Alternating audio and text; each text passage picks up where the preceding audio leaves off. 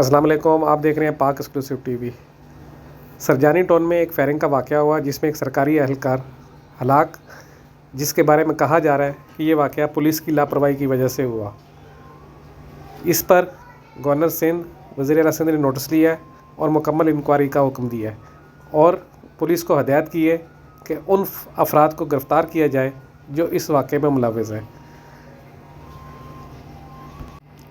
اس واقعے میں اعجاز چانڈیو ہلاک ہو گیا، جس کو زخمی حالت میں آغا خان اسپتال منتقل کیا گیا، لیکن زخمیوں کی تاب نہ لاتے ہوئے وہ انتقال کر گئے ہیں۔